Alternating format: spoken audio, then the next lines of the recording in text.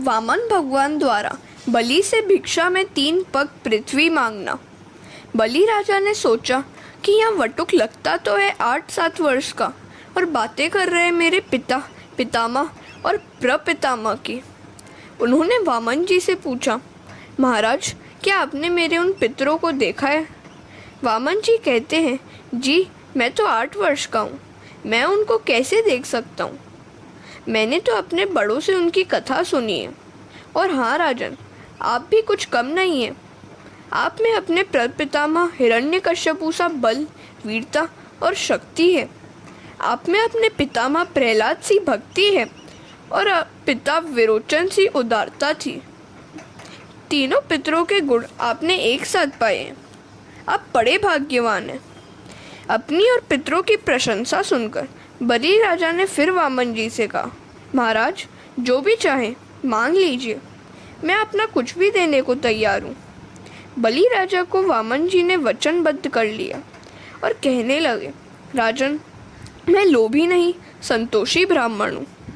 मैं तो अपने पाँव से नापकर मात्र 3 कदम तक की भूमि जाता हूँ। बलि राजा ने सोचा कि यह बालक मांगना भी तो नहीं जानता। ज्ञानी और पढ़े लिखे तो हैं, किंतु थोते ही हैं।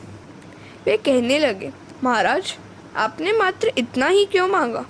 मैं 3 कदम भूमि तो क्या 3 ग्राम दे सकता हूँ। यह जगत प्रसिद्ध बात है कि पूजन आदि करके जिस ब्राह्मण को मैं दान देता हूँ उसे अन्य किसी से कुछ भी मांगने की आवश्यकता नहीं रह जाती। मेरा दान स्वीकार करके किसी अन्य के पास आपको मांगना पड़े तो मेरा ही अपमान होगा। मैंने यह तो आपको देखते ही जान लिया था कि आप संतोषी ब्राह्मण हैं, किंतु केवल 3 कदम भूमि देने में मुझे बड़ा संकोच हो रहा है। मैं जानता हूँ कि आप लोभी नहीं हैं, संतोषी हैं, फिर भी और कुछ मांगिए। 3 कदम भूमि देते हुए मुझे बड़ा संकोच और लज्जा हो रही है। वामन जी ने कहा, राजन धन्य है आप तो ऐसा कहेंगे ही, इसमें कोई आश्चर्य नहीं है। राजन आप तो उदार हैं, किंतु मुझे भी मांगते हुए कुछ सोचना तो चाहिए ना। लोभ से लोभ बढ़ता है और संतोष से संतोष।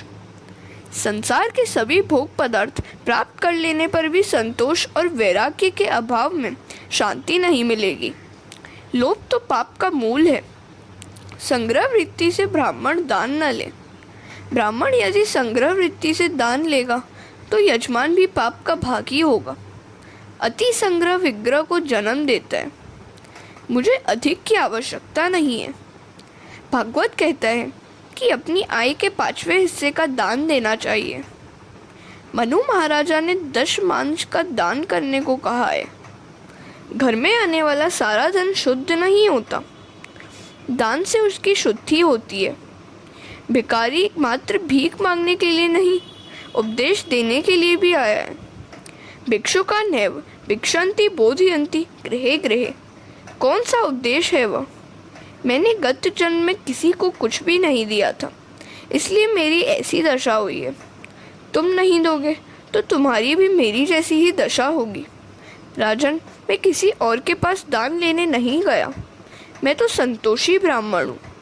तुम भाग्यशाली हो कि मैं तुम्हारे द्वार पर आया हूँ। आज मैं किसी सेठ के बरामदे में पूजा कर रहा था तो उसने मुझे वहाँ से भगा दिया। मेरी संध्या पूजा अपूर्ण ही रह गई। कुछ लोग बरामदे में बैठे हुए लोगों को भगा देते हैं। उठो यहाँ से, मेरा है बरामदा। मूर्ख है वह, क्या वह बरामदा अपने साथ ले जाएगा? इस संसार में अपना क्या है और क्या नहीं है, यदि मनुष्य यहाँ जान ले तो वह सुखी हो जाएगा। आंगन में आए हुए किसी भी आदमी से पूछना चाहिए कि क्या पानी पियोगे। हाँ, ठग और धूर्त से सचेत रहना चाहिए। ऐसे लोग दिन में घर देखकर रात्रि में चोरी करने के लिए घुस जाते हैं। वामन जी बोले, जब मेरी संध्या अपूर्ण ही रह गई तो मैंने सोचा कि मेरी भी अपनी थोड़ी सी भूमि हो तो मैं संध्या पूजा तो कर सकूँगा। तुम्हें तो इसका भी पुण्य तो मिलेगा ही। मैं ब्रह्मचारी हूँ, मात्र 3 कदम पर भूमि को मुझे दान दे दो। बलि राजा को आनंद हुआ। चलो मेरी भूमि भी इस पवित्र ब्राह्मण की संध्या पूजा से पवित्र हो जाएगी। कैसा विरागी है यह ब्राह्मण। मैं अपना सर्वस्व देने को तैयार हूँ, फिर भी नहीं लेता।